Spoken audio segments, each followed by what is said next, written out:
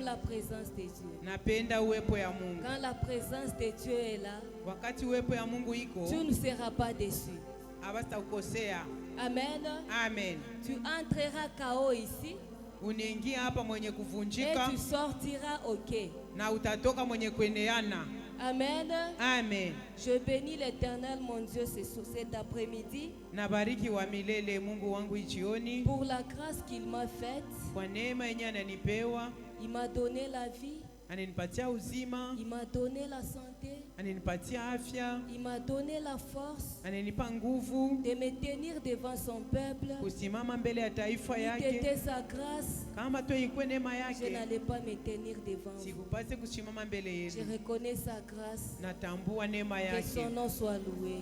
jina yake Je sifiwe. suis en train de dire merci à maman Irène et papa Manda, bien qu'ils ne sont pas encore là. Niko nasema asante kwa mama Irene na papa Mandawi ngaba ya bayafika. Je suis en train de reconnaître vraiment leur ministère qui a fait de nous ce que nous sommes aujourd'hui. Mina kwa ninatambua huduma yao na tufanya kile tuko Le leo. Seigneur est passé par eux pour nous ramasser nous aussi, Tukupitia bonjo batulogota na sisi malgré notre faiblesse. ingama udhaifu yetu. Nous qui étions des choses folles du monde, Si tulikuwa bintu bya mazimu bya le Seigneur mudunia. est passé par ses serviteurs pour nous ramasser. Aujourd'hui, nous pouvons parler de la part du Seigneur. Bwana anapita kupitia watumishi Que yake le mcho Seigneur kutulogota les bénisse tunasema upendo ya Bwana. abondamment. Bwana wabariki. Maman est en train de venir. Je disais merci à vous, maman et à papa. Mimi naanza kusema asante kwa mama Que le na kwa Seigneur baba vous bénisse. na Bwana Je mibariki. dis merci à maman Chantal. Nasema asante kwa mama Chantal Que le Seigneur vous bénisse abondamment Bwana mibariki avec le tena. comité. na kamiti yote. Que Dieu se souvienne de vous. Bwana amikumbuke. Je vois les hommes de Dieu et les servantes de l'Éternel dans la salle. Naona batumishi na bijakazi ya wa milele Je dis mchumba. que le Seigneur vous bénisse Nasema abondamment. Bwana mibariki sana. Je vois votre présence dans la salle. Naona uwepo yenu Je panafazi. dis que Dieu vous bénisse aussi. Nasema Mungu amibariki pia. Parce que vous êtes là, nous aussi on va parler de la Kwa part du sababu Seigneur. muko hapo na sitosema kwa upande ya Mungu. Vous avez répondu à l'appel de Dieu, que Dieu se souvienne de vous. Murijibu kwa liko ya Mungu na Je Mungu dis merci amikumbuke. à la chorale qui est en train de nous faire monter, Nasema asante kwa kwaya inakuwa natupandisha, qui nous fait entrer dans les profondeurs de Dieu. inakuwa natuingisha ndani ya uketo ya Que le Mungu. Seigneur les bénisse abondamment. Bwana babariki sana. Nous sommes dans la joie Tunakuwa mufura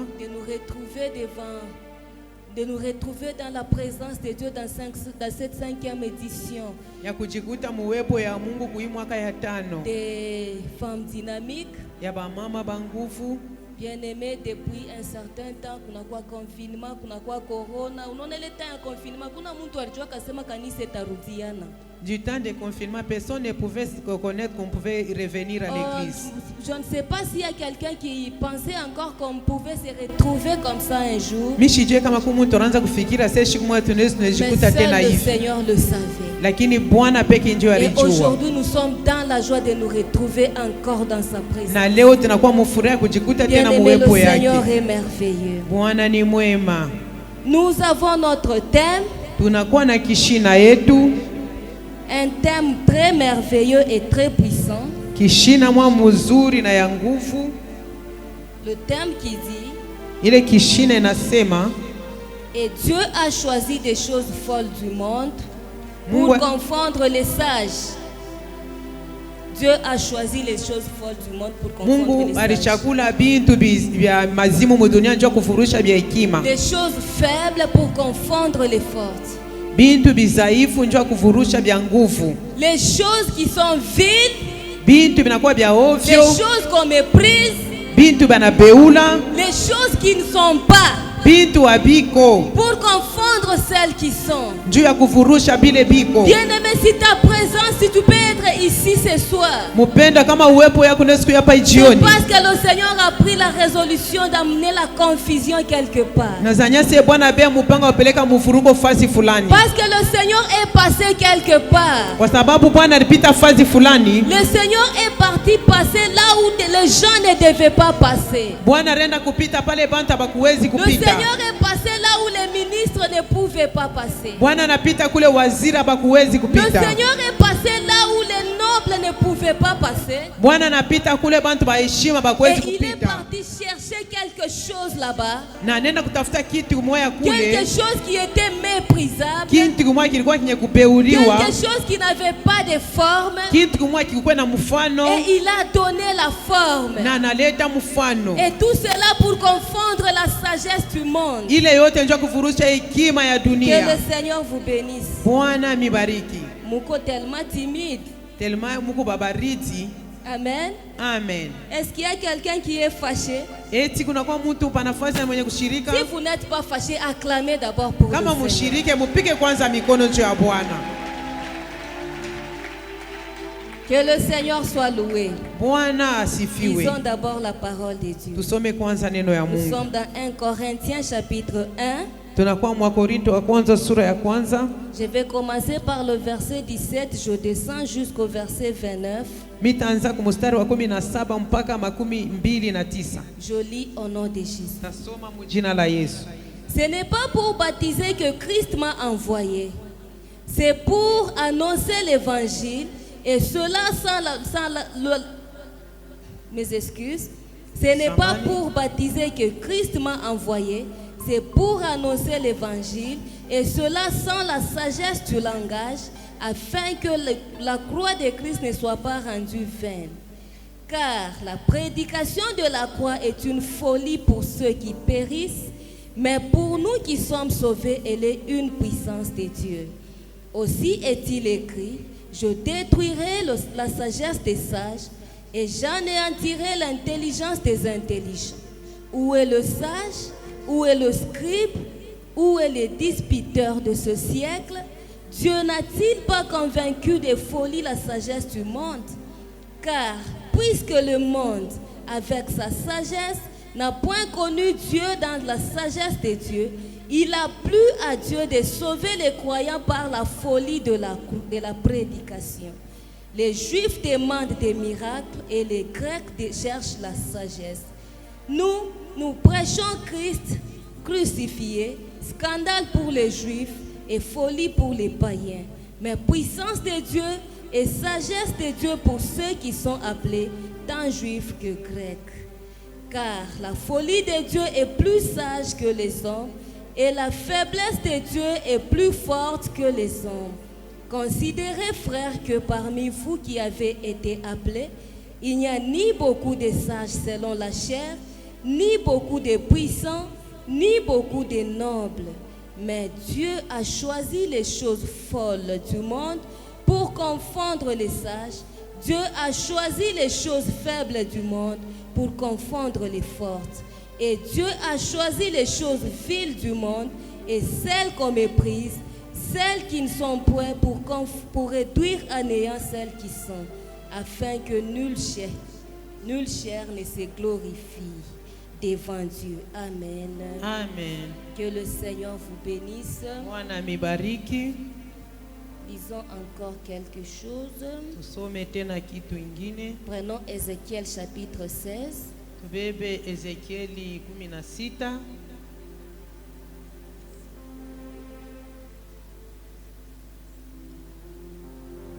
Je lis au nom de Jésus.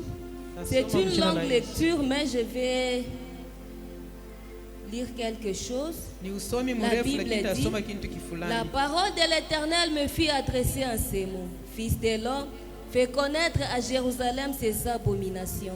Tu diras, ainsi parle le Seigneur l'Éternel à Jérusalem. Par ton origine et ta naissance, tu es du pays de Canaan.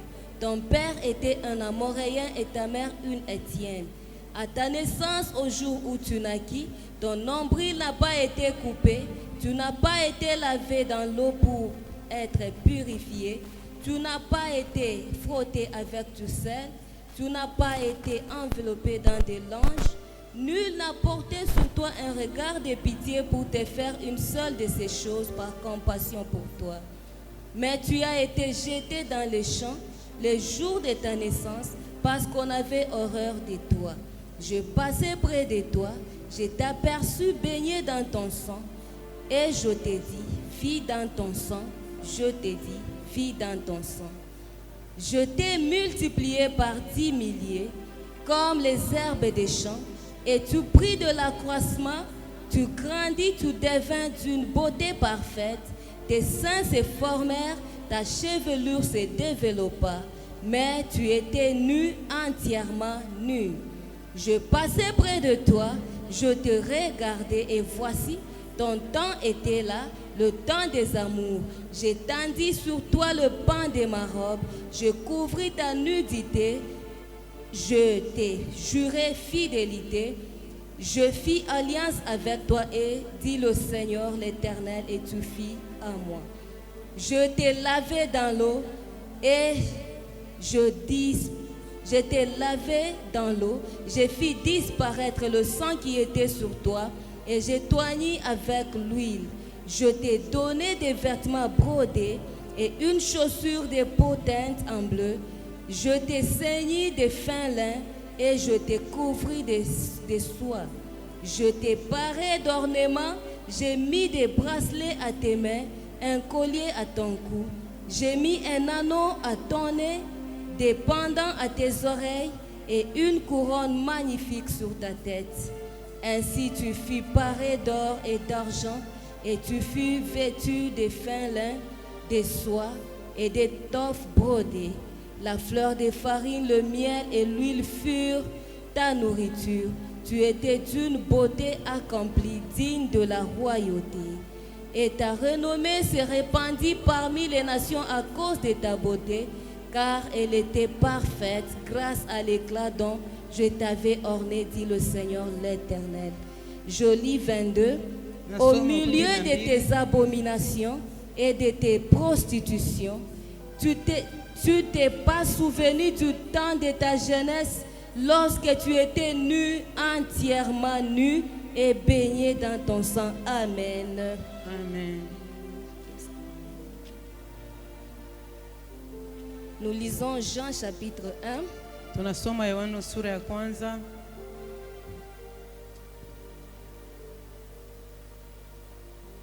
Jean chapitre 1, je prends... Yohana sura ya kwanza.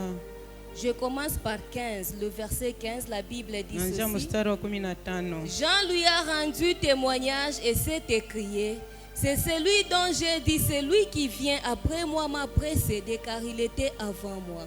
Et nous avons tous reçu de sa plénitude et grâce pour grâce. Je saute. Natambuka. Voici le témoignage de Jean lorsque les Juifs envoyèrent de Jérusalem des sacrificateurs et des Lévites pour lui demander, « Toi, qui es-tu » Il déclara et ne le nia point. Il déclara qu'il n'était pas le Christ. Et ils lui demandèrent, « Quoi donc? Es-tu Élie » Et il dit, « Je ne le suis point. » « Es-tu le prophète? » Et il répondit, « Non. » Ils lui dirent alors, « Qui es-tu? » Afin que nous donnions une réponse à ceux qui nous ont envoyés. « Que dis-tu de toi-même? » Moi, dit-il, je suis la voix de celui qui crie dans le désert. Aplanissez le chemin du Seigneur, comme a dit Ésaïe le prophète. Ceux qui avaient été envoyés étaient des pharisiens. Ils lui dirent encore cette question. Pourquoi donc baptises-tu si tu n'es pas le Christ, ni Élie, ni le prophète? Jean leur répondit, moi je baptise d'eau, mais au milieu de vous, il y a quelqu'un que vous ne connaissez pas, qui vient après moi. Je ne suis pas digne de délier la courroie de ses souliers. Amen. Amen. Cette histoire, vous pouvez lire aussi dans le livre de Matthieu chapitre 3. Je prends la dernière lecture dans 1 Corinthiens chapitre 12. Nabeba usomi ya mwisho mwa Korinto wa kwanza 12. 1 Corinthiens chapitre 12. Wa Korinto wa kwanza 12.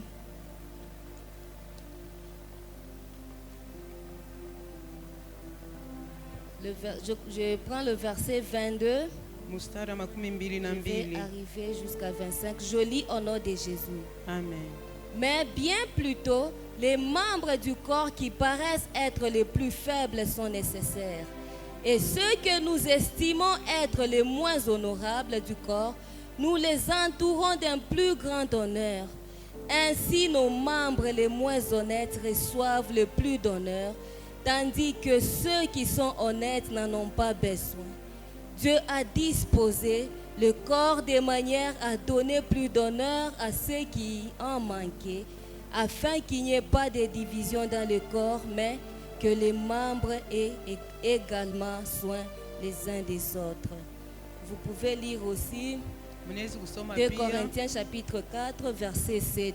Là, c'est l'apôtre Paul qui est en train de dire que le Seigneur a déposé un grand trésor dans des vases de terre, afin que toute la grande puissance lui revienne. Prions un peu le Seigneur. Merci, cher Saint-Esprit. Merci, puissant de Jacob. Éternel Dieu puissant et redoutable, toi qui nous fais arriver jusqu'ici, Seigneur. Je te rends gloire éternelle, je te recommande ce moment de la parole entre tes saintes mains, Père. Dieu de grâce, viens, Papa Céleste, prendre ce moment. Viens, éternel, nous aider et nous parler. Viens nous guérir, viens nous toucher. Viens nous édifier, éternel Yahweh. Seigneur, que toute la gloire te soit, Papa Céleste, rendue. Au nom de Jésus-Christ de Nazareth que nous prions, au nom de Jésus. Amen. Amen. Est-ce que tu peux acclamer le Seigneur des Seigneurs?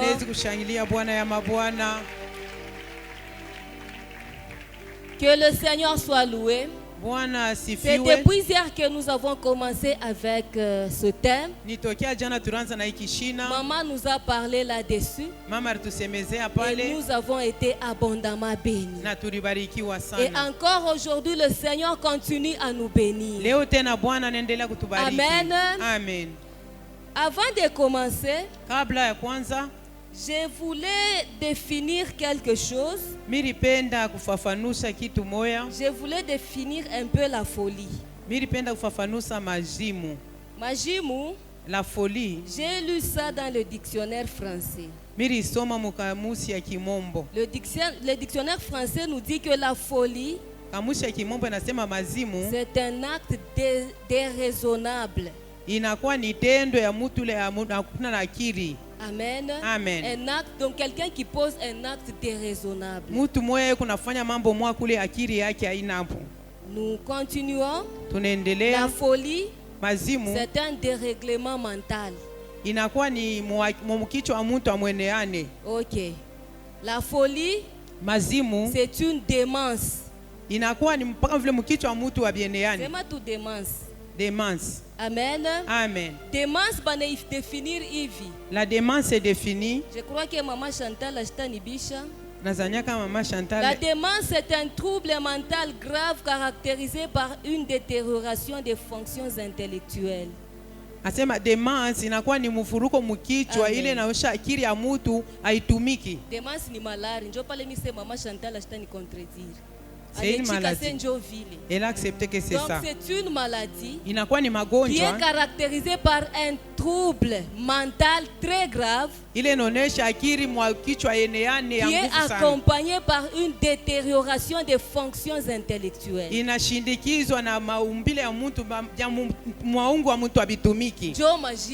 C'est ça la folie. Si on dit un fou, c'est quelqu'un qui ne raisonne pas bien. Il ne fait pas les choses que les gens normaux peuvent faire. Donc le dérèglement mental. Dans sa tête, il y a ce dérèglement mental. Et je vois mon mari dans la salle. Je ne savais pas que tu étais déjà là. Que le Seigneur te bénisse. C'est ce qu'on peut saluer mon mari. Il peut saluer. Que le Seigneur te bénisse abondamment. Je ne t'avais pas vu. Non, on a couché Ruku. Tu vas à la chair. Banto, dérèglement mental. Que le Seigneur vous bénisse. Bwana Parce mibariki. que nous sommes pendant la période où nous sommes dans la folie de Dieu. Njoo tunakuwa mwakati tunakuwa mazimu Tu ya vois, Mungu. dans la folie de Dieu, on ne raisonne pas bien. Mu mazimu ya Mungu hatutaweka mawazo fazi moya. Dans la folie de Dieu, même quand je dis la papa, mushinipe nkosa, je suis dans le dérèglement mental de Niko Dieu. akili yangu yenyewe nataka mimi nasema mubaya. Alléluia. Amen. La Bible, j'étais en train de définir la folie. Milikuwa mimi nafafunusa mazimu. Je te disais que la folie était un dérèglement mental. Milikuwa mimi nasema mazimu ni dérèglement mental. C'était le fait de poser un acte déraisonnable. Ni namna mtu anatenda mambo mwa ile mwa akili haina hapo. C'est que je ne peux pas faire ici, mais je le fais. Kile mimi siwezi kufanya hapa lakini nakifanya. Folie. C'est ça la folie. Alléluia. Amen. C'est une démence.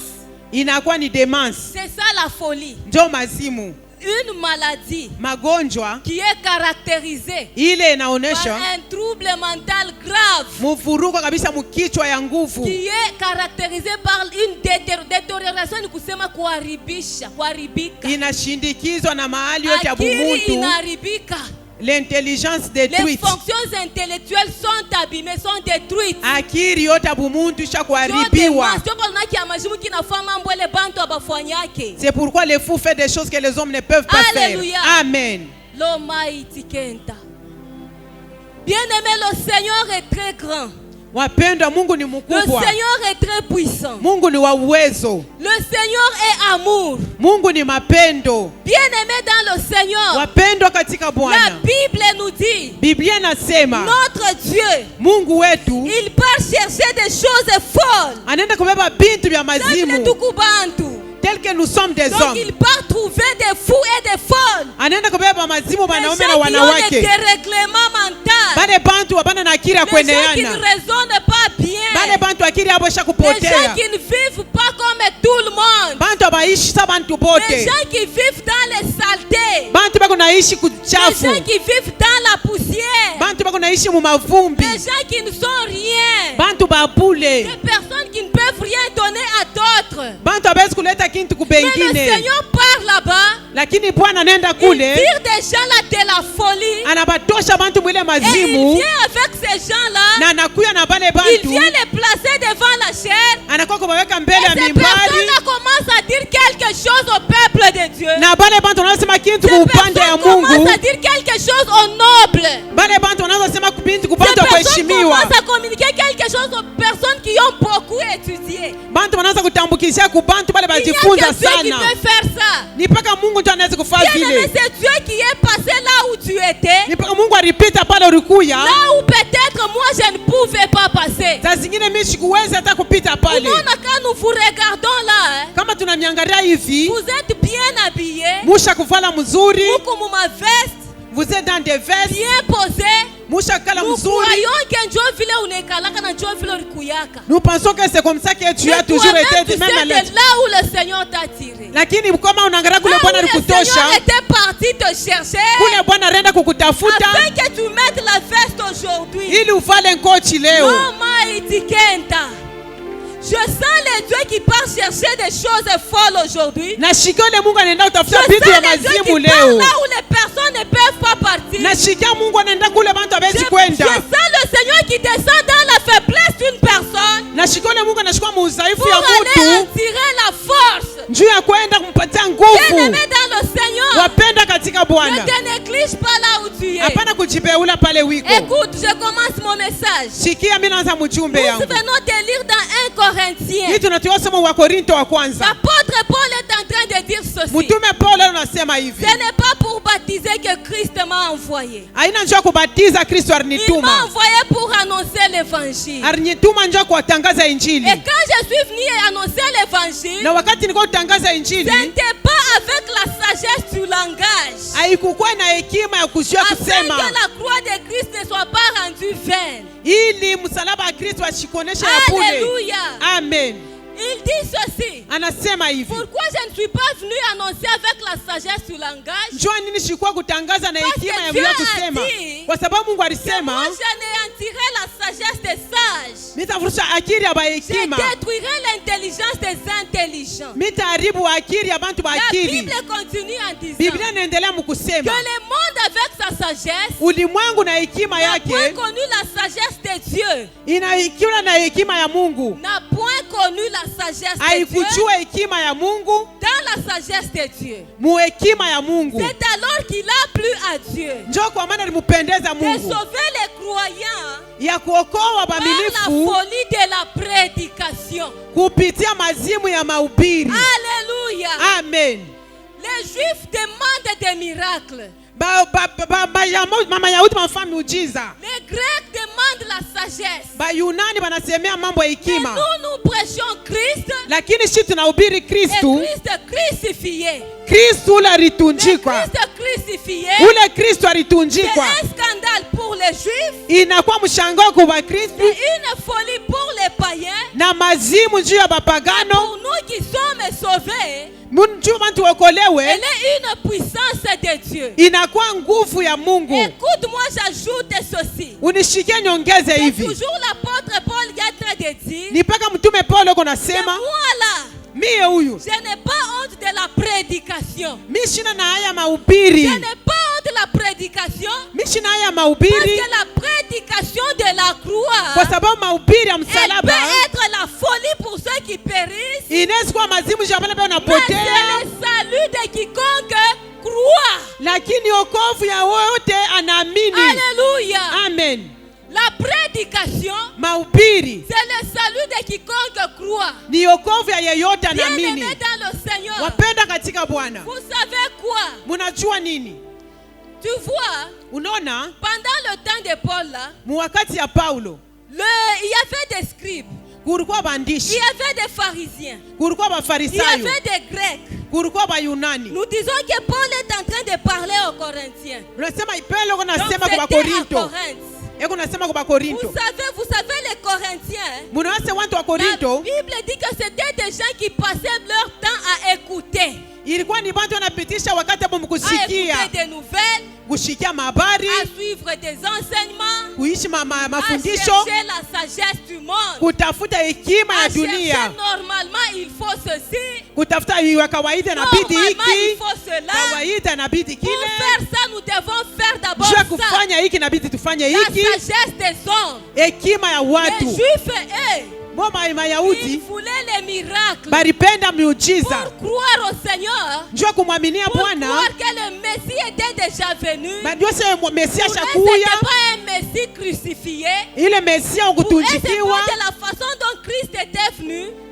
Wakati Kristo alikuya. Il fallait des miracles. Alikuwa na miujiza. Mais lakini leur système d'agir là. Namna yao ya kutenda. Ça a mis un blocage donc au salut du monde. Iliweka kifungo kwa wokovu ya dunia. Ça a placé un blocage. Iliweka kifungo. Quand nous voyons chercher les scribes. Lakini tunatafuta bandishi. Ils avaient leur façon de voir les choses. Wao walikuwa na namna ya kuona vitu. Les pharisiens avaient leur façon de voir les choses. Bafarisayo nao walikuwa na namna ya kuona vitu. Il y avait d'autres catégories qui étaient exclues. Kulikuwa tena aina moja ya bantu walikuwa bashatia pembeni. Biblia nasema que la sagesse du monde hekima ya dunia n'a pas su connaître la sagesse de Dieu. Ilishinda kujua hekima ya Mungu. N'a pas su connaître la volonté du Seigneur. Ilishinda kujua mapenzi ya Bwana.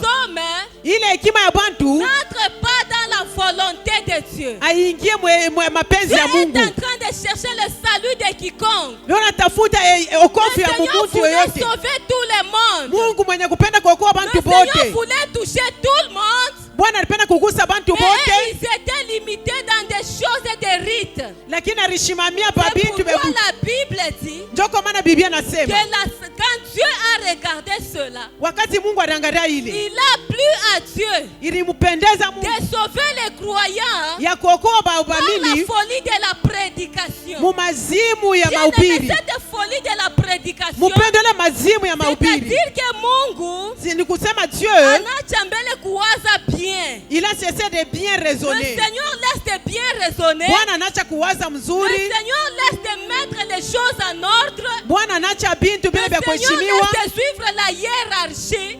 Mungu anaenda Parce kufuata que cette vitu. hiérarchie te mettait toi loin de la grâce du Seigneur. Njoo kupitia ile arjinjo Mungu anaweza kwa Alors neema ya pour Mungu. arriver là où tu étais, Njoo kufika pale il ulikuya. fallait que le Seigneur Ilibidi Bwana quitte la sagesse des hommes atoke mu hekima ya pour watu. entrer dans la folie, Njoo kuingia mu pour mazimu. faire des choses Njoo kufanya qui bintu témoignent qu'il y a un déraisonnement ici. yonekanisha sapa panakuya akili haina hapo. Hapa akili haeneane Parce que hapa. quand il regarde, Njoo kama il y a unaangalia d'autres personnes huku bantu qui bengine étaient dans le dérèglement mental. balikuwa mwakili shoko Quand on eneana les prend, kama banababeba il y a, donc selon les critères du monde, kufatana na kriteria ya toi tu ne dunia, pouvais pas hériter. wewe haukuwezi Selon les kurithi critères de la sagesse des hommes, kufatana na hekima ya nous bantu. là on ne pouvait pas être ici. Shi hapa tukupase kujikuta Maintenant il hapa. n'a plus au Seigneur Hasa limupendeza de Bwana prendre une autre tournure des choses. ya kubeba namna nyingine kona La tournure bintu des choses là, namna kona ile c'est ce bintu qui s'appelle la folie de la prédication. njoo ile naitiwa mazimu ya L'apôtre Paul mahubiri. dit, Mtume Paulo quand moi anasema je viens prêcher, mimi nakuwa je ne kuhubiri, viens pas avec la sagesse du langage. mishikuwe na hekima kuya Je ne viens kusema, pas avec le grec et l'hébreu. mishikuwe na Je ne Mayunani viens na pas avec Kiebrania, l'araméen. mishikuwe na Mais Kiarameya, je viens avec le Saint-Esprit lakini inakuwa na Roho dans la Mtakatifu folie de la mu prédication. mazimu ya mahubiri, Car la prédication de la kwa sababu croix, mahubiri ya c'est msalaba une folie pour ceux qui périssent. inakuwa mazimu nje habari beko Mais pour nous napotea, qui sommes sauvés, lakini si habari tusha c'est le kuokolewa, salut de quiconque. inakuwa ni wokovu ya Bien yoyote. aimé, la prédication de la Yule croix, mahubiri ya msalaba c'est le salut de quiconque. inakuwa ni Tu vois, wokovu le yoyote quiconque là, ule la wote. Bible dit, Biblia anasema tant pour les Juifs, kwa Wayuda. Alléluia. Amen. Tu vois les quiconques là, Ule la yoyote Bible dit, hein, Biblia anasema les Juifs est dedans, Myahudi les eko ndani, Grecs est dedans, Mayunani beko les ndani, païens est dedans. mapagano beko Bien ndani, aimé dans le Seigneur, wapenda katika Bwana. si Christ n'avait pas donné la folie de la Kama prédication, Kristo sikuleta est-ce mazimu ya que mahubiri, l'évangile allait arriver chez les païens? eti injili ipasha Ça kufika n'allait pas mapagano? arriver. Hapana, ipasha kufika. Si le Seigneur Bwana anasema n'avait pas perdu la raison, kama sikupoteshaki est-ce que akili, toi tu serais sauvé? eti ulipasha Est-ce kuokolewa, que tu pouvais dire de Christ aujourd'hui? eti ulipasha kusema kwa Est-ce que tu Kristo pouvais leo, proclamer le nom de Dieu? eti uliweza kutangaza Si jina ya Dieu Mungu. Kama Mungu n'avait pas trouvé une démence, ashikukuweke majibu le kichwa, Seigneur kama n'a Bwana pas accepté, ashikuichike, kamwambia sema uwe mkichwa wako hamuna vyo kuna demo. qu'on lui dise que toi ça ne va pas dans ta tête, tu as un démon. À Jésus on disait qu'il avait un démon. Ya Yesu walikuwa wanamwambia kuna démon. Jua nini baronzo mwambia sio na mademo? Pourquoi on disait qu'il avait un démon? Juu yako wewe. À cause de toi, Juu yangu mimi. à cause de moi. Bali mutraite qu'il a un démon. On l'a traité de qu'il avait un Celui-ci, il a un démon. démon. Huyu anakuwa na démon. Celui-ci c'est un mangeur et un buveur. Huyu ni wakuri C'est un anakunywa. ami des gens de mauvaise vie. Ni rafiki ya bantu wa maisha Un ami mbaya. des publicains. Huyu rafiki wa bantu wa maisha mbaya. Le sacrificateur ne pouvait pas aller chez les publicains. Bakowana bakwezi kwenda kuona bantu ba Le publicain. souverain sacrificateur, Yule mkowani mkubwa. Marie là ule wa mademo shikufia kumubamba kumikulu. Si elle avait des démons, Marie ne pouvait pas toucher ses Sainteté à pieds. l'Éternel. Yeye ni utakatifu tu kwa milele. Il était vêtu en robe. Pour sainteté à Basha l'Éternel. kuanzika utakatifu kwa Quand il est milele. en train de passer, Kama kuna pita, quand bote beko mbari, tout le monde était loin. parce que le sacrificateur est en train de passer. Juu mkowani mkubwa yuko Bien aimé, napita. écoutez. Mpendwa La sikia. Bible dit ceci. Biblia nasema hivi. Quelqu'un descendait de Jérusalem à Jéricho. Mtu mmoja alikuwa anatoka Yerusalemu kwenda Il a eu Yeriko. un accident grave. Anapata msiba kubwa. Un sacrificateur est passé par là. Mkowani mwa anapitia En pale. Angalan, ce je ne peux pas les toucher. Il a regardé sur Il nimisha doit être un kumubamba. samaritain. Huyo anapaswa kuwa Msamari. Il a passé outre. Anapita. Un lévite est passé. Mulawi anapita. Anangaria. Il a regardé. Bible basema nezi kwa samaritain. Non, ça peut être un Nicho Samaritain. mina comprendre mawazo ya hapo. C'est moi qui ai compris leur Tu vois les pensée. juifs avec les samaritains ça ne passait Unaona pas. ba Mayahudi na ba Samaria bikwanze Wanaanza kuendeka. kuona basamaritains qu'ils étaient des impurs. Ils voyaient les Samaritains Quand comme des le impurs. lévite est venu, hein, Wakati Mulawi anakuya, il a constaté qu'il doit être un samaritain. anasema huyu anapaswa kuwa Il Msamaria est huyu. passé. Il est passé. Mais un samaritain, Msamaria. Un bon samaritain. Msamaria Tu mwema. sais le bon samaritain là. Unaona Msamaria C'est mwema. lui Jésus-Christ de Ndio Yesu Nazareth. Kristo wa Nazareti. Bien-aimé dans le Seigneur. Wapenda katika Quand Bwana. Christ est venu, Wakati Kristo il s'est alikuya, arrêté là-bas. anakuwa anasimamia Il a pale. regardé. Il Anaangalia. a dit que Anasema, il est aussi le fils d'Abraham. yeye pia ni mwana wa Bien-aimé, il Ibrahimu. est passé. Wapendwa mwana Christ pita. est venu. Kristo Il anakuya. a regardé. Anaangalia. Elle est aussi la fille Na yeye d'Abraham. ni binti wa Là où les Ibrahimu. gens sont en train de te condamner. Pale bantu bana Quand Christ kuhukumu. regarde Marie de Kama Magdala, Kristo anaangalia Maria wa qui vient Magdala. avec le parfait, Anakuwa na mamkato. le souverain sacrificateur. Wale kwa mkoani Les mkubwa. pharisiens, les scribes disent, Mafarisayo wa Wayahudi s'il wanasema avait le Saint-Esprit de Dieu, kama alikuwa na Roho il Mtakatifu ya Mungu. connaîtrait que c'est une femme de Sharipasha mauvaise kuona vie. sema ni mtu wa maisha Comment il mbaya. peut accepter ces choses? Namna kanaweza kuichika hivi Le bon bintu. samaritain, Msamaria mwema. c'est lui qui s'est abandonné ses faveurs et ses avantages. Huyu anayeye kuachilia mafaida yake na mafadhili yake. Il Il a laissé sa gloire au a ciel. laissé l'adoration. Anaacha mabudu. Il est descendu Anashuka jusqu'à être né dans la crèche. mpaka kwenda mle Dans les mkreshi. saletés. Bala Parce mvili. qu'il savait que Jua alijua il y kama a quelqu'un kuko mutu que je dois sauver ninapasha par la kuokoa prédication. kupitia Par la mahubiri. prédication avec Kupitia mahubiri la sagesse du na langage. hekima ya Mais la kujua, prédication lakini mélangée mahubiri à la folie. ile na heshima na Pour sauver mazimu quiconque. juu wewe Est-ce qu'il y a yoyote quiconque ici Wese kuna kwa qui peut yeyote acclamer hapa pour le anaweza Seigneur? kupika mikono Est-ce juu ya qu'il y a Bwana. quiconque qui peut acclamer pour Dieu? Unaweza kupika mikono juu ya Est-ce qu'il Mungu. y a quiconque Ule qui yeyote peut saluer le salut de anaweza Jésus? kusalimia wokovu. Oh, il a été méprisé, Wewe ulikuwa mwenye kupeuliwa, abandonné des hommes, mwenye kutupiliwa na watu, rejeté, mwenye homme kutupiwa, de douleur, mtu wa habitué à maumivu, la souffrance. mwenye kuzoea Par mateso. ces meurtrissures, nous sommes Kupitia vilonda guéris. vyako Toi, tunatunzwa. ta maladie là, ta maladie là, Ile magonjwa le yako médecin avait dit que normalement mganga alisema kwa, lakini haitawezekana. ça ne peut pas aller. Amen. Amen. Mais quand la folie de Dieu vient, Wakati mazimu ya Mungu elle vient inakuja, se manifester dans ta vie. inapenda kuonekana maisha yako. Aujourd'hui, tu peux t'élever. Leo unaweza kusimama. Bien-aimé dans le Seigneur, Mpendwa katika je Bwana. me rappelle quand j'étais dans le lit des malades. Mimi nakumbuka wakati nilikuwa mkitanda kia magonjwa. Kukula malari yote na ya shonjina. J'ai souffert de toutes sortes de maladies, même sans nom. Aujourd'hui c'est telle maladie, demain c'est telle autre, Kesho kutwa ni hii. le lendemain telle Ça autre. ne promettait pas la vie. Natukua kwanza kunja sentaishi tena. Chantal njoo na yo na mama Irene. C'est papa qui connaît maman Irene. Unaenda lo kwa mama Chantal. Aujourd'hui nous partons chez maman Mama Chantal. Chantal hivi na hivi. Non, c'est si c'est là. Ana prescrire madawa. Elle prescrit les produits. Unaenda kesho. Demain nous y allons. Mama Chantal mitapona. Maman, est-ce que je vais vivre? Atapona. Est-ce que je vais guérir? Mais anamwambia mama Irene asema hii iko nguvu. Il dit à ma mère, mais c'est un Un cas jour, très je difficile. Siku mwa minenda. Mama Chantal. Maman Chantal, Abiendeke. ça ne va pas. Sechunga tukufu examen. Attends qu'on fasse les examens. Banabeba damu. On a prélevé les sangs. Wanafanya. Ashinyambia hata sasa ni examen kaneko nafanya. Et me demandait, me disait pas quel genre d'examen. Elle a fait l'examen. Anafanya examen. Kisha ananiuliza prasema, "Uliwahi ile examen nilianza kukufanya?" Et puis elle me demande, tu connaissais les types d'examens que je faisais? Non, toi tu as dit que tu allais faire l'examen. J'ai examiné si tu avais le sida. Njua upone. Parce que tu ne guérissais pas. Ni sida ni nini? C'est le sida ou quoi?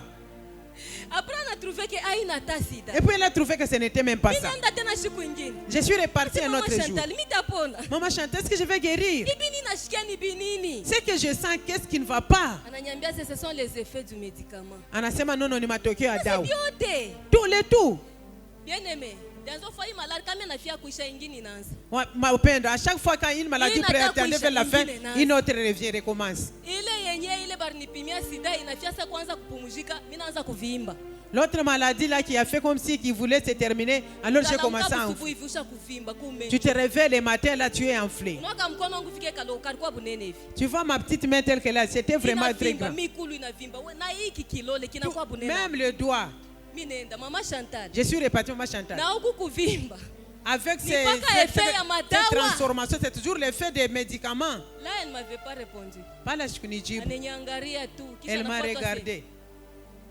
Et puis elle a juste bougé la tête. Pour me dire que haina effet ya dawa. Pour dire qu'il y a eu quoi mambo ya dawa. Maintenant qu'est-ce qui ne va pas? Elle n'avait pas répondu. Que c'était grave. Je n'ai pas voulu lui poser des questions pour me dire Minenda. J'ai commencé à prier, j'ai dit à mon mari. Maintenant j'ai dit, maintenant Dieu, qu'est-ce qu'il veut de moi? Si tu veux prendre quelqu'un, il faut le prendre quand même bien. Ne cherchez pas à le tuer avec beaucoup de douleurs. Pourquoi Dieu me fait ça? Parce que je sais que je ne vais pas me relever de ce lit de malade. Il devait me tuer depuis longtemps. Pourquoi me faire souffrir? J'ai pleuré. Et puis il a appelé Maman Irène. Si tu traînes Noëlla meurt. Maman Irène, vas-y, vas-y. On a prié pour moi. Bien aimé. Je suis retourné, j'ai regardé. J'étais resté seul sur le lit des malades. Je ne savais pas prier à haute voix. Je ne savais pas chanter. Mais j'avais ma Bible à côté de moi. J'avais mon chant de victoire là-bas. J'avais mon nyimbo za Mungu là-bas. J'avais nyimbo za wokovu. Même le chant de victoire. Mais quand on anza kuomba nguvu, si tu commences à prier avec, tu commences à tousser. Ou tu as toussé, tu as 2 heures. Si tu commences à chanter, tu vas tousser. Si tu commences à kuimba, tu as kofola. J'ai pris les livres et j'ai commencé à chanter dans les cœurs. J'ai prié seulement dans le cœur. Tu vas même lire la Bible. Tu vas lire parce que tu sais que demain peut-être tu vas prêcher. Je lisais seulement Job et les psaumes. C'est ma Job et les psaumes. Pourquoi je lisais Job? Que je sache le comportement de Job comme dans les moments difficiles. Et tu as parce que je sentais que je pouvais me lamenter. Si j'arrive là, ici, lamenter, donc j'ai raison. Amen. Amen. C'est ce que les 2 livres, Job et Psaume. Job na Zabour. À un certain moment, je prends. Il est ma Zabour. Je ne lisais pas autre chose. Après, j'étais en train de préparer mon cœur à la mort. Seigneur, si tu veux me prendre, ne me dis pas que je ne t'ai jamais connu. Prends-moi seulement dans la vie éternelle. Je me suis repenti, tu n'as pas idée.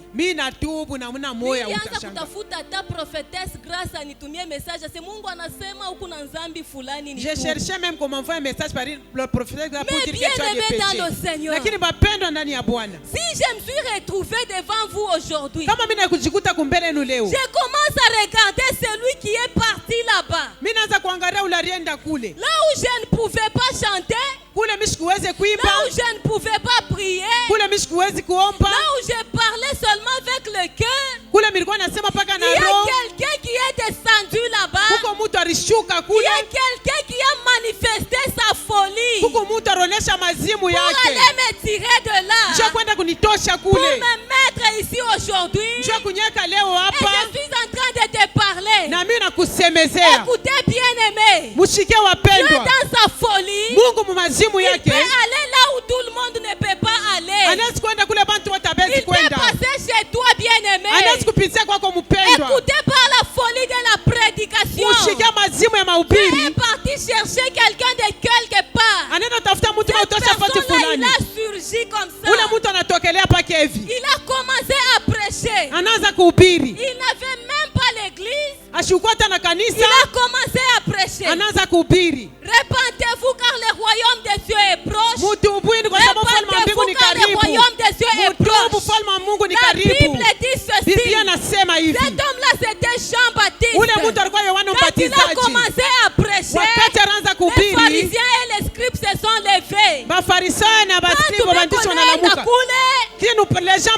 gens partent là-bas. Ils confessaient leurs péchés. Et lui, il est baptisé. Il est en train de les baptiser. Maintenant, les scribes et les pharisiens, ils ont leur façon de faire les choses. Ils commencent à se demander, mais qui est cet homme Huyu mtu ni Qu'est-ce qu'il est en train de faire? Eko nafanya mambo Il est gani? en train de baptiser des gens. Eko Il est nabatiza en train de bantu. baptiser des gens. Eko nabatiza Il a bantu. quel pouvoir? Eko na Nous wewe na devons mamlaka. d'abord le voir. Eko na njoo kuona Cette personne-là ule était mtu toujours en train de baptiser. balikuwa hapa Les nabatiza. pharisiens arrivent là-bas. Mafarisayo wanafika Ils lui kule. posent la question. Wanamswali, Qui es-tu? uko nani? La question que nous pouvons te poser, Ile swali tunaweza kukuuliza. n'importe qui peut te poser. Ile mambo Qui yote tunaweza es-tu? kuuliza, uko nani? Pour faire ce que tu es en train de faire là-bas. Njoo kufanya bila unafanya pale. Jean-Baptiste, Yohana Mbatizaji il n'a pas beaucoup expliqué. ashikufasiria vya Et même mingi. il commence à lui proposer des réponses. Yo mwenyewe anaanza mpangilia Es-tu le majibu. Christ? Tuko Kristo. Il dit que non, je ne suis pas le Anasema Christ. hapana, mimi sina Kristo. Es-tu Élie le prophète? Tuko Eli Je ne nabii. suis pas Élie le prophète. Sina Elia nabii.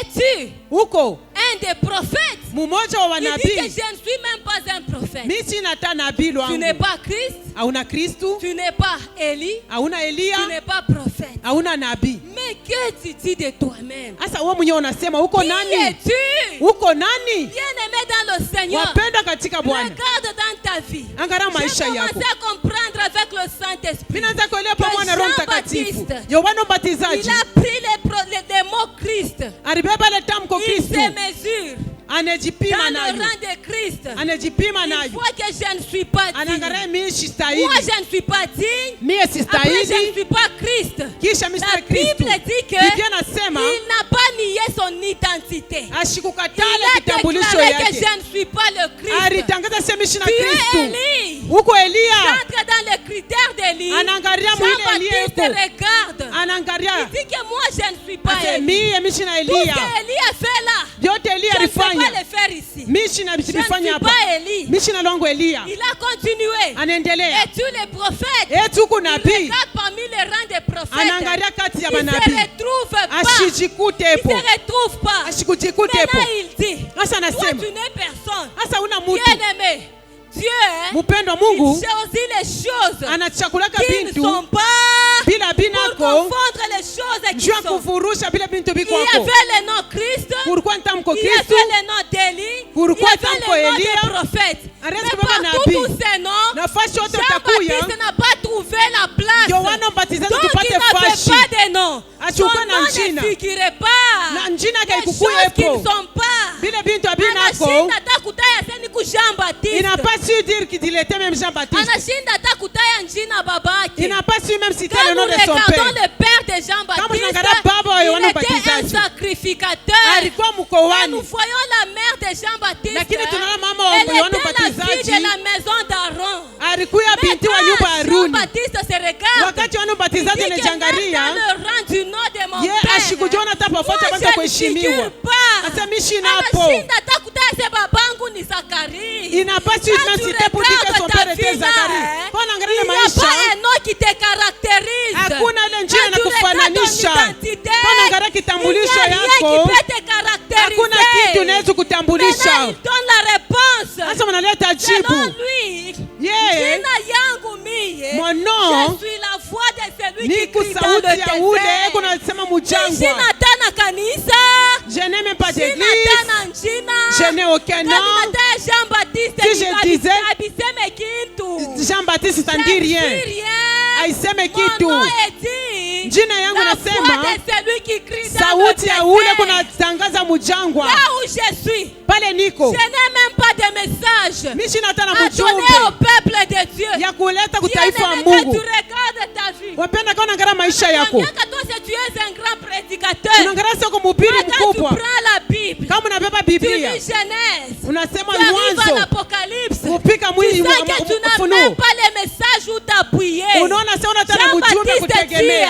Yohana je Mbatizaji n'ai même pas un anasema message à donner au peuple sina de hata na Dieu. mjumbe kuleta Même utaifa wa les messages Mungu. que je suis en train de dire ici. Hata mjumbe niko naandika J'ai hapa. pris le message d'Esaïe le prophète. Nilibeba mjumbe wa Il Isaya a nabii. payé. C'est le Sina message tena d'autrui. uwezo. Je n'ai même pas la Sina force. tena njina.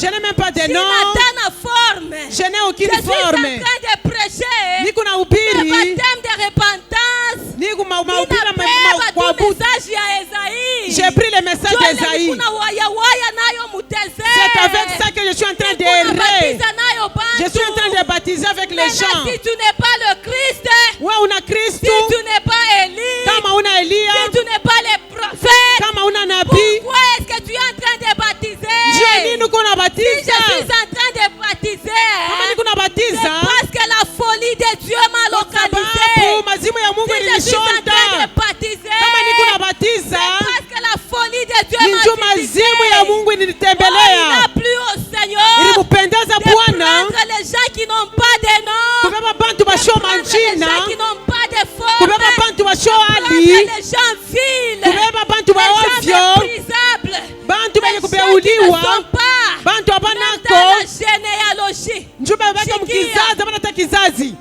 Écoute, Sikia, pale banawa kumupatia Jean jina. quand on a donné le nom à Jean, Voisin banasema mtoto tutamuita Zakari. on va l'appeler Zacharie. Mama yake anasema ni Jean. Sa mère dit c'est Jean. Banasema Ils ont dit, huku saa huku majimu. tu es comme si tu es folle. Dans la généalogie de Zacharie, Mukizazi ya il Zacharie. n'y a personne qui a pris le nom de Jean. Hakuna mtu ashabaka Mais jina d'où ya vient ce Yohane. nom? Hii jina inatokea Quand wapi? Jean regarde ce nom, Kama Yohana anaangalia c'est jina, une faiblesse pour lui. inakuwa ni udhaifu Quand il kwake. pouvait dire aux pharisiens, Wanaangalia je Mafarisayo, m'appelle Jean. jina yangu ni Yohana.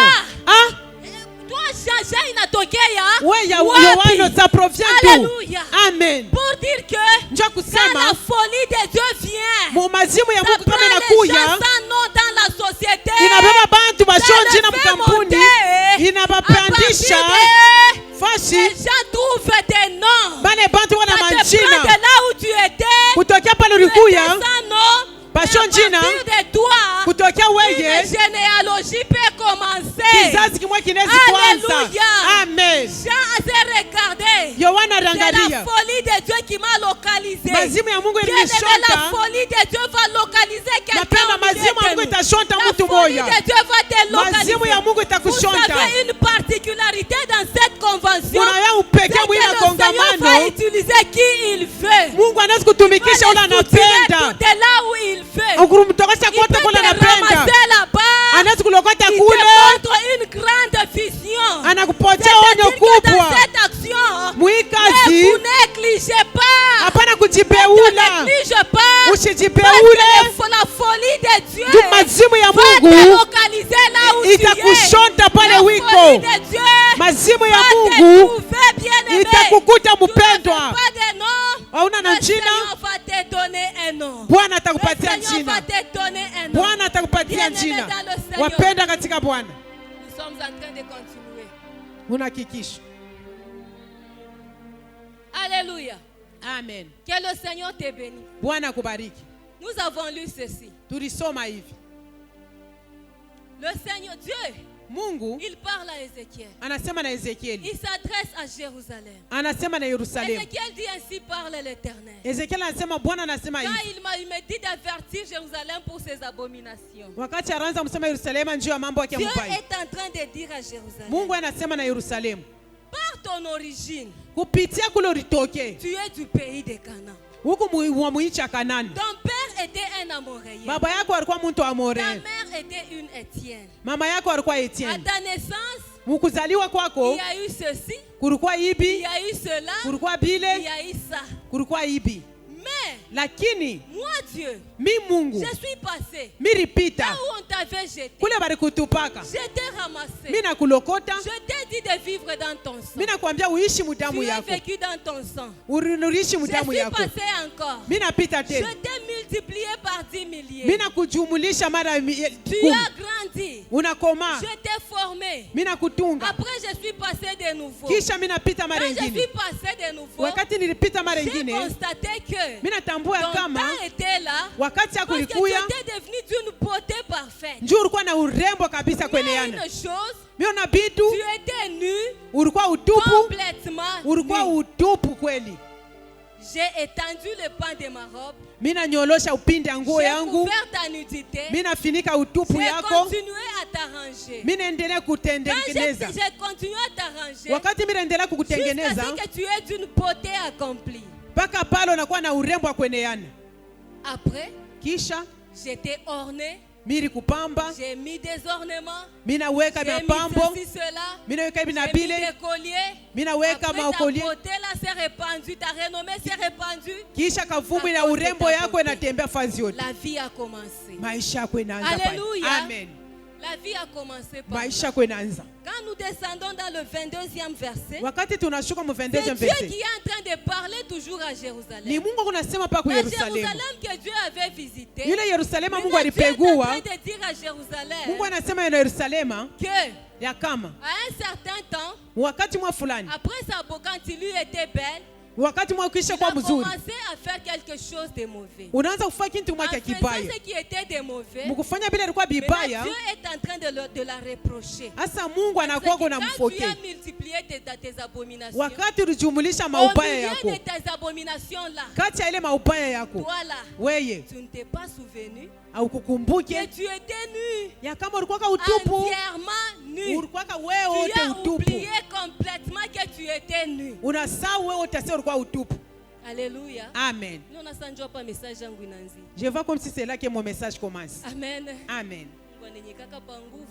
Moi, en tout cas, on me place à un lieu très compliqué. Amen. Jua vile Mungu ananipatiaka. Il faut seulement kuibeba. Amen. C'est comme ça que Dieu me le donne. Je dois prendre. Parce que quand tu étais au milieu de tes abominations, Wakati ulikuwa kati ya tu maubaya as yako, oublié unasahau. le temps de ta jeunesse Ule wakati ya ujana où tu yako, étais nu, kule ulikuwa utupu, entièrement nu. wewe wote utupu. Tu as oublié que je t'avais couvert avec le pan de ma robe. Unasahau sasa nilikufunikaka Tu na as oublié upinde ya que nguo tu étais yangu. dans le sang. Unasahau sasa ulikuwa mudamu. Alléluia. Amen. Que le Seigneur nous aide. Bwana Tu tusaidie. comprendre hii partie na tuishi. Pour comprendre cette partie et puis terminer. Ndio pale sous-thème yangu ilisema, C'est pourquoi le sous-thème a dit, soyons reconnaissants tukue bandu mwenye et shukrani donnons gloire à Dieu. na tulete utukufu kwa Mungu. Est-ce que nous pouvons accueillir la présence de notre papa au milieu de nous? Eti tunaweza kupokea uwepo ya baba yetu kati yetu. Que Dieu vous bénisse, papa. Mungu amibariki baba. Amen. Amen. Alléluia. Amen. Dieu est en train de dire à Jérusalem, Mungu kunasema na Yerusalemu, par ton origine, toi, kutokea kule tu es du ulianzia, pays de Canaan. huku wa muinchi ya Ton Kanana. père était un Amoréen. Baba yako alikuwa Ta Amoréen. mère était une Étienne. Mama yako alikuwa Si Etienne. nous prenons seulement ça, Kama tunabeba tu le paka pays hii, de Canaan, ile nchi ya le Kanana, papa de Jérusalem baba wa et la Yerusalemu maman de na Jérusalem, mama wa Yerusalemu, nous commençons à comprendre que tunaanza kuelewa ya kama Jérusalem n'était pas le choix de Dieu Yerusalemu ilikuwa machaguzi ya Mungu. si le Seigneur n'avait pas usé de sa folie. Kama Mungu asikujifanya yake na mazimu, Si le Seigneur kama Bwana n'était pas entré dans la folie, asikuingia yake mu mazimu, Jérusalem ne devait pas être Yerusalemu asikupase kuya une ville de choix, muji ya furaha, soit un cap de choix.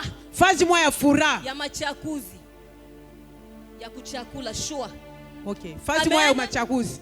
ne devait pas être une ville de choix. Haikupase kuwa fazi ile Mungu Jérusalem alichakula, ne devait pas être appelée la cité de David, abakupashe kuita site ya la Daudi, montagne du Dieu très saint, le sillon de l'Éternel. mulima wa Mungu mtakatifu Le Sioni Seigneur wa dit que milele. ton père était un Amoréen. Nikusema baba yako alikuwa moya Quand nous Amoréen. prenons Cana, c'était un enfant qui était sous la malédiction de son grand-père. Kama tunabeba Kanana alikuwa chini ya laana nkambo yake. L'enfant, le fils de Noé, Ule mwana wa Noe a découvert la nudité de son père, mais son père a maudit son fils. aliona utupu ya baba yake na baba yake Kana analani était mwana maudit. wake. Kanani alikuwa shakulainiwa. Le père de Jérusalem là, Ule baba wa Yerusalemu il était maudit. alikuwa mwenye kulainiwa, Amoréen, c'était Amor, donc un fils d'Amor. alikuwa mwana wa Il Amor, était un Amoréen. alikuwa Amoréen. Sa mère était une Étienne. Mama yake alikuwa Je Etienne. suis allée lire dans le livre d'Exode. Mimi naenda kusoma Quand kitabu Dieu était en Kutoka. train de parler avec Moïse, Wakati Mungu alikuwa anaongea na Dieu a Musa, dit à Moïse, Mungu anamwambia Musa, j'ai vu la souffrance de mon peuple. mimi naona mateso ya taifa J'ai yangu. entendu ses cris. Mimi nishikia Je malalamiko suis yake. descendu pour les délivrer, Mimi nashuka njoo pour kubafungula. l'amener dans un pays où coule le lait et le miel. Njoo bapeleka muinchi mnakuwa Le maziwa na pays où asali. habitent les Cananéens. Mule muinchi mnakuwa Le pays Bakanana. où habitent les Amoréens. Mule muinchi mnakuwa Le pays où Baamoréen. habitent les Sétiens. Mule muinchi mnakuwa Il y avait Baetienne. déjà les Amoréens là.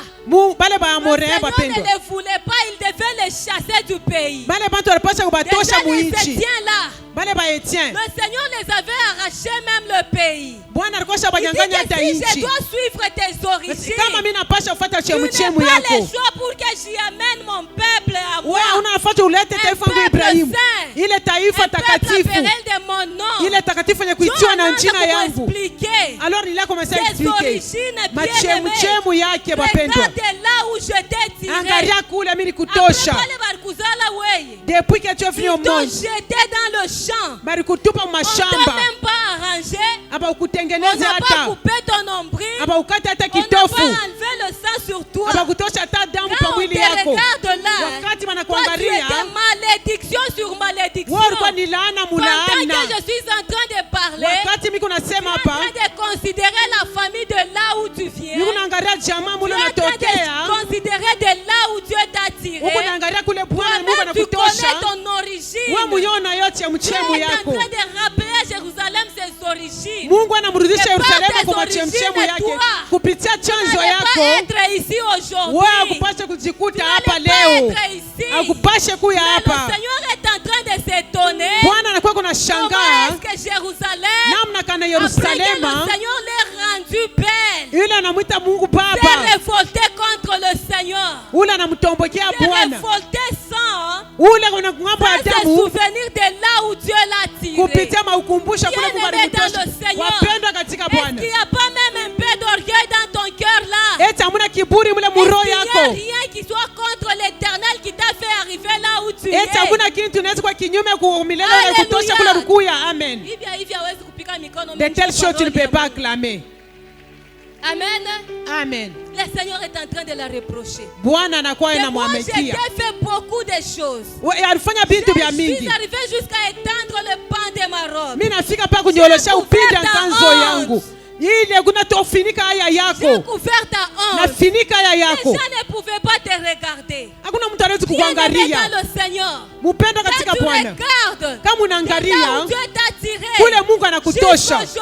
Mpaka leo. Nous sommes en train de dire. Wapendo tuko nasema Ebeneze. Mpaka hapa wa milele anatusaidia. Mpaka hapa Bwana anatuinua. Mpaka hapa Bwana anatubariki. Lakini na hii baraka. Qu'est-ce que le Seigneur est en train d'en tirer? Bwana anakuwa kunapatia nini? Bwana kama anakuangalia. Eko naona nini ndani yako? Amen. Amen. Alléluia. Amen. La volonté de Dieu cet après-midi. Mapenzi ya Mungu jioni. C'est que chacun de nous. Ni kusekila mmoja wetu. Reconnaisse. Ajitambue. Que le Seigneur l'a tiré de la faiblesse. Kama Bwana alikutosha kudhaifu. Le Seigneur l'a tiré de quelque part. Bwana alikutosha fazi fulani. Le Seigneur t'a tiré là où personne ne devait pas passer. Bwana alikutosha kule Mungu na mtarezi kupita. La folie de Dieu. Ile ilikuwa mazimu ya Mungu. Je t'ai dit que nilikwambia la folie mazimu inakuwa ni upotevu wa akili. Dieu accepte qu'on dise, mais c'est quoi ce que Dieu est en train de faire pour que toi, unajua Mungu anaweza kubeba mtu anasema kumavumbi, il lui donne un don et ce don commence à bénir des gens. Kama wanakuita wanasema kuya bariki taifa ya Mungu na ile zawadi Mungu alikupatia. Par ton origine, chemu yako na uzao wako uko wa mwinchi ya Kanana. Mais qu'est-ce que tu peux faire pour Dieu? Unaweza mfanyia Mungu nini? Qu'est-ce que tu peux faire pour ce grand Dieu? Unaweza kumfanyia Mungu nini? Wapenda katika Bwana. Il y a des gens kuko bantu le Seigneur bale Bwana anaweza kutosha maskini mwa nguvu, maskini mwa nguvu. Dieu te soutient. Lakini wanasema Dieu a besoin de quelque chose. Mungu anahitaji kitu. J'ai beaucoup de choses à faire. Hata niko na bia mingi vya kufanya. Kule kuchemu yako. Kule ulizaliwa. Kule kuwa wapi? Que le Seigneur te bénisse. Bwana kubariki. Je suis en train de chuter. Niko na maliza. Nous avons lu tulisoma dans 2 Corinthiens mwa Korinto wa pili le chapitre 12. chapitre 12. L'apôtre Paul est en train de nous expliquer Mtume Paulo anakuwa que anatuambia nous sommes membres les uns des autres. ya kama chibote tunakuwa viungo vya mwili moja. Nous sommes le corps de Christ. Tunakuwa mwili ya Le Kristo. corps qui a plusieurs membres. Ile mwili inakuwa na mamemba ya mingi. L'autre c'est un bras. Huu mwingine ni mkono, L'autre c'est une jambe. huu mwingine ni mguu, L'autre c'est un huu œil. mwingine ni richo, L'autre c'est une bouche. huu mwingine ni Nous kinywa. sommes plusieurs membres, Tunakuwa mais viungo qui vya mingi, forment un seul corps. lakini tunakuwa mwili moja. Maintenant, il a dit ceci, Sasa anasema à hivi, partir du verset que nous avons lu, tokea ile mstari tulisoma, même les membres les plus faibles du monde, hata viungo bizaifu vya mwili, plutôt du corps. Amen.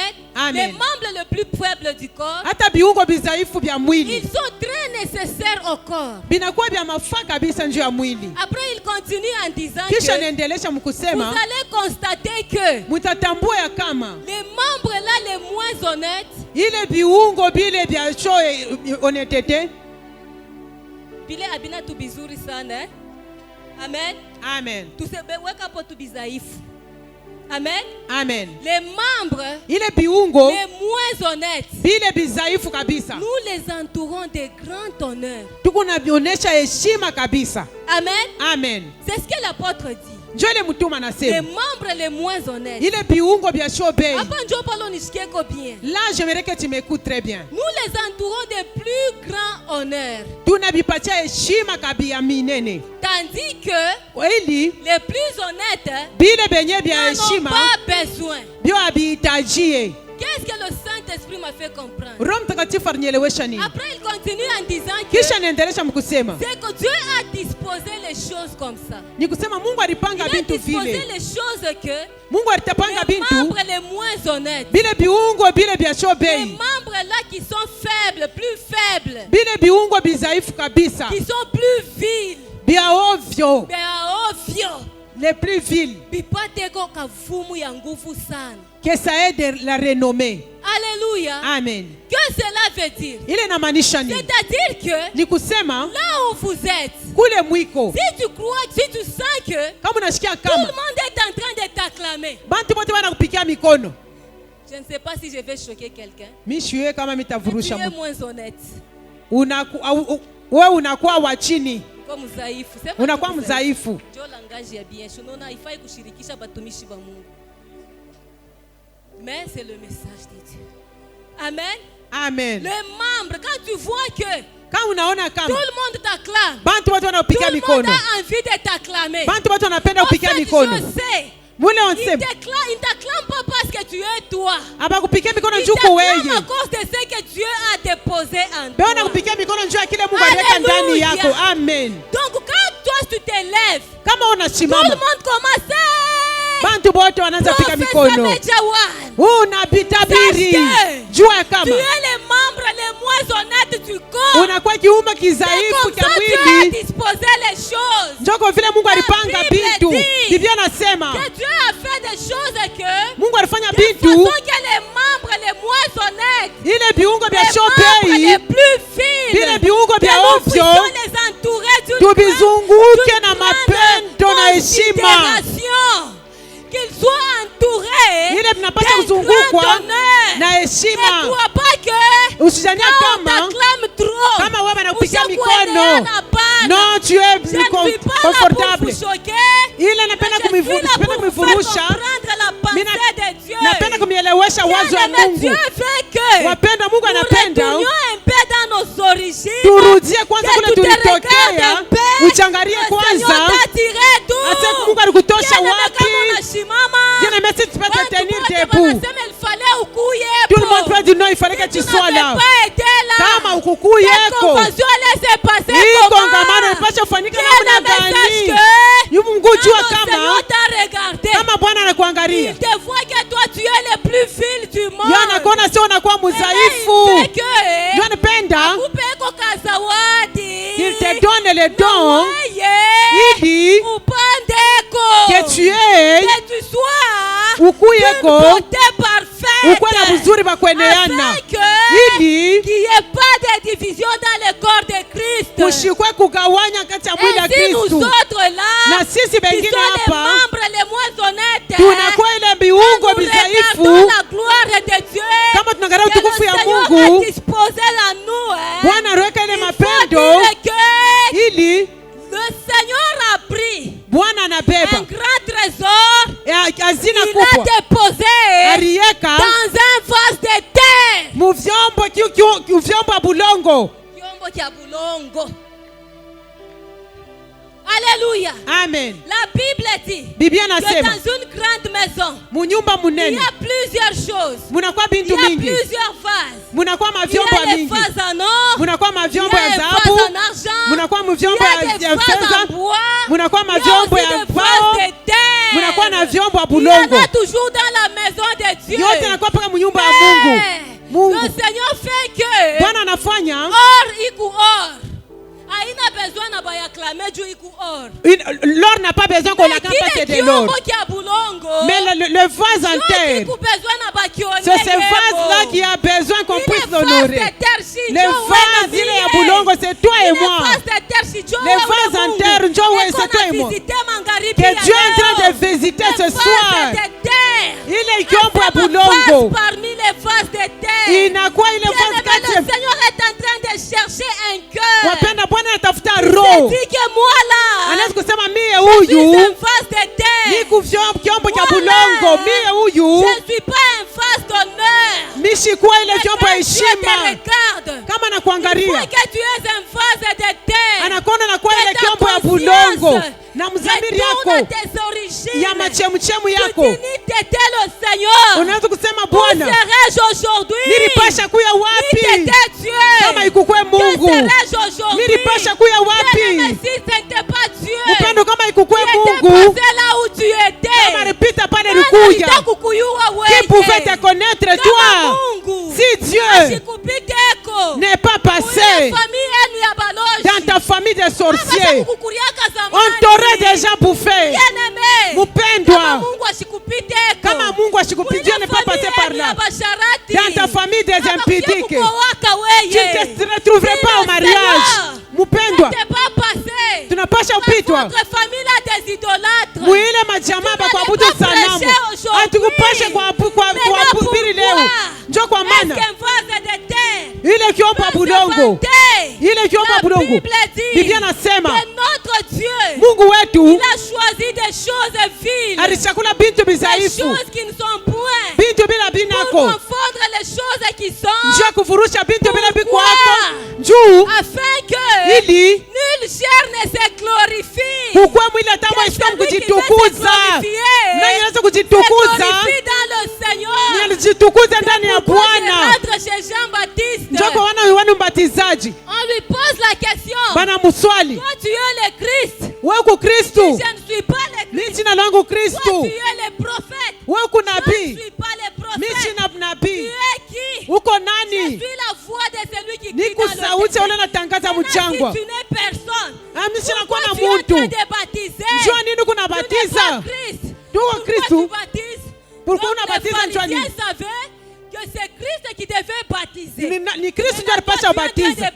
Sasa unabatiza. Lui il commence à s'expliquer. Sasa anaanza Il dit kusema, que moi là, mie huyu, moi que vous voyez, mimi je munaona, baptise d'eau. mimi kunabatiza na mai. J'utilise J'utilise juste l'eau du Jourdain. C'est avec ça que je baptise. Mais derrière moi, Lakini nyuma il y yangu a quelqu'un qui est en train de venir. kuko mtu mweko Derrière nakuja. moi, Kumukongo il y a yangu quelqu'un qui vient. kuko mtu anakuja. Quelqu'un là, il m'a précédé. Ule mtu alinitangulia. Car il était avant moi. Yeye kuyaka mbele Je yangu. te dis ceci. Wapenda nakwambia hivi. Derrière toi, Kumukongo il y a yako quelqu'un qui vient. kuko mtu anakuja. Derrière toi, Nyuma il y a yako quelqu'un qui a fait quelque chose. kuko mtu alifanya Il dit kitu que moja. c'est quelqu'un là. Ule mtu ni Il nani? m'a précédé. Ule Si je alikutangulia. peux baptiser aujourd'hui, Ule unaweza c'est kubatiza parce que leo. lui il m'a précédé. Juu ya Bien, alinitangulia. nous pouvons prêcher Kama mimi aujourd'hui. nasikuhubiri leo, Parce que lui il nous a ni précédé. njia Bien, alitutangulia. nous pouvons prophétiser. Kama tunaweza C'est parce que kutabiri lui nous leo, a ni précédé. njia alitutangulia. Oh, si tu peux même manger. Kama unaweza hata Parce que lui kula, t'a ni précédé. njia alikutangulia. Derrière moi, Nyuma il yangu vient quelqu'un. kuko nakuya Quelqu'un qui mtu. m'a précédé. Ule mtu alinitangulia. Celui-là, il est puissant. Njoo kwa maana kwa Celui-là, nguvu. il est fort. Njoo kwa maana ni wa Celui-là, nguvu. il m'a trouvé. Ule Dans alinikuta ma faiblesse. udhaifu Il yangu, m'a donné sa puissance. ananipatia Il nguvu m'a donné yake, la capacité. ananipatia Mais uwezaji, lui, ananiambia Mais lui, yeye quand il sera venu, wakati atakuya, va vous baptiser. atanibatiza Saint-Esprit et du feu. na Roho Mtakatifu na moto. Jean-Baptiste. Là, moi, je suis Jean-Baptiste. Je n'ai même pas le Saint-Esprit.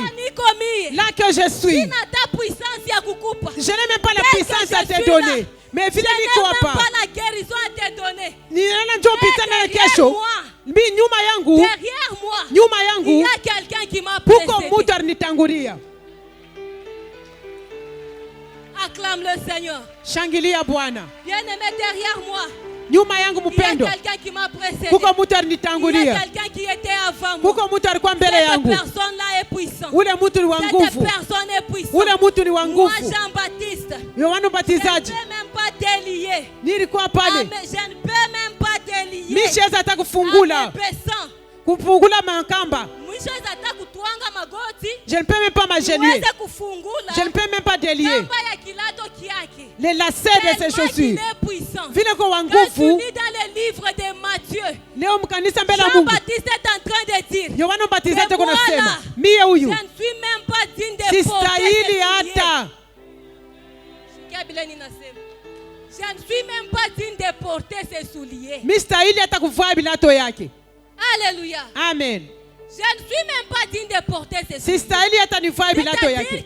Ni kusema tout ce que je suis en train de faire là, yote niko nafanya hapa, c'est à cause de cet homme là. Ni juu ya ule mtu. Il est puissant, bien-aimé. Yako wa nguvu mpendwa. Je ne peux pas porter même ses souliers. Siwezi kuvaa hata bilato yake. Je ne peux pas même délier ses souliers. Misheza hata kufungula makamba bilato yake. Pour que je l'aime les choses. Le problème c'est lequel? Njoo pale. Toute la gloire njoo tukufu inapaswa rudia kwa Mungu. Ni kusema kama Yesu anapita, kama kuna mtu anaacha malama. Ile mama alituambia jana, kama Mungu alimtunga Adamu, aliacha malama yake pale. Kama Mungu anaanza kupita mu maisha yako, ataacha malama. Kama Yesu anaanza kupita mu maisha ya mtu na viatu yake na bilato yake, kuna malama kunaacha. Yohana Mbatizaji, je dis que c'est Jésus. Je vais commencer à passer. Il n'y aura pas de trace que je vais laisser. Misistahili kubeba fazi ya Mungu. Misistahili kubeba utukufu ya Mungu. Mpendo, wakati tunamtumikia Mungu, wakati tunamtafuta Bwana, hatustahili ya kufanya viatu ya Mungu. Utukufu inapaswa mrudilia. Vyote kunafanya utukufu inapaswa mrudilia Bwana. Ni baraka yote Mungu anakupatia, vile ikwe kiloko hata kiloko, utukufu inapaswa mrudilia Bwana. Anahitajia mtu ambaye na shukrani, roho ya shukrani, roho inaweza kushukuru Mungu. Ile roho inaweza kusema pokea utukufu. Kama ikuko wewe Bwana, Bwana mimi nipasha kwa wapi? Kama ina wewe unilokota, aujourd'hui je devais me retrouver où? Si ce n'est pas toi qui es descendu dans la fosse, kama ukujimishe ile tendo ilikuwa na nyukumu, mimi nipasha kuya wapi leo? Mpendwa, kama Bwana shikukuokoe, kama Bwana ashikuichike ya kuacha utukufu ya kushuka pa dunia, ulipasha kwa wapi mpendwa? Nilipasha kwa wapi mie? Hii jioni Bwana apokee utukufu. Bwana yeye mnyapokea utukufu. Utukufu mrudilie Bwana. Utukufu mrudilie Bwana. Mpendwa katika Bwana, angarana mnakani wa milele na kupegua. Ulisema nini? Ulisema nini? Ulisema nini? Ulisema kule ulitokea? Eti ulisema kule ulitokea? Eti ulisema kule Bwana alikutosha? Wewe unakuwa kati ya vyombo vya bulongo. Tunapenda kuinua jina la Bwana. Tunapenda kuinua jina la Mungu. Bwana yeye mnyapokee utukufu ya bujima alikupatia. Bwana shukrani mrudilie ya neema na kufanzia. Bwana pokea C'est utukufu ce qu'il a fait dans ta vie. ya bila nifahamu maisha Je sais yako. dans cette action bien-aimée. Ninapenda mwikazi Le wapendwa. Seigneur a pris la résolution Bwana anabeba mpango d'utiliser quiconque, ya kutumikisha yoyote, quelles que soient tes origines, ingawa kule litokea, quelle que soit ta nature, ingawa umbile yako, quelle que soit ta famille. ingawa jamaa Il yako, va accomplir des grandes choses. utatimiza bintu Il va binene, accomplir des miracles. utatimiza Parce miujiza, que je sens le ciel de Dieu vient de s'ouvrir. kwa sababu nasikia mbingu Je sens que inafungulika. le ciel est grandement Nasikia ouvert. sema mbingu ishafungulika Cet sana. après-midi, il y a quelque chose qui va se Hii passer. jioni kuna kitu Cet kitafanyika. après-midi, je sens la puissance de Dieu. Hii jioni nasikia uwezo wa Écoutez, Mungu. Je sens la puissance de Dieu. Nasikia uwezo ya Mungu Affecter très puissamment les gens dans la salle. Je kutambukiza sens bantu la kya puissance nguvu. de Dieu. Nasikia uwezo wa Restaurer Mungu très puissamment les ministères. Je kutambukiza sens la mahuduma. puissance de Dieu. Nasikia uwepo ya Mungu Restaurer très puissamment la vie des gens. kurekebisha maisha ya Bien-aimé, je bantu. sens la puissance de Dieu. Nasikia uwezo wa Parce Mungu. que je sens un vent de reconnaissance au milieu Jumi de nous. nasikia mpepo ya Roma kushukrani. itikenta na iplere shide. Je sens un vent de reconnaissance. Nasikia mpepo ya Je sens un shukrani. vent de Nasikia reconnaissance. mpepo kwa na shukrani. Un vent qui donne la place à Dieu. Ile mpepo kumshukuru Un Mungu. vent qui donne la place à Dieu. Ile mpepo nampatia Mungu fazi Un yake. vent qui donne la place à Dieu. Ile mpepo nampatia Mungu fazi Bien-aimé, yake. que Dieu prenne la place dans ta vie. Mpenda Mungu abebe Est-ce fazi que tu maisha peux yako. ouvrir ton cœur Ufungule roho afin yako. que le Seigneur trouve sa place Ile dans Bwana ta vie. apate fazi ndani ya roho yako. Afin que le Saint-Esprit trouve sa place. Ile Roho Mtakatifu Parce apate que je fazi sens yake. qu'il est en train de passer. Inasikia seko Je napita. sens qu'il est en train de passer. Inasikia seko Je napita. sens qu'il est en train de passer. Inasikia seko napita. Est-ce que tu peux parler au Seigneur? Eh, tunaweza kusema na Est-ce Bwana. que tu peux parler au Seigneur? tunaweza kusema na Oh Bwana. Dieu, Eh, il est Mungu. puissant notre Dieu. Mungu wetu ni wa Il est nguvu. puissant au milieu de Mungu nous, wetu ni wa notre Seigneur. nguvu.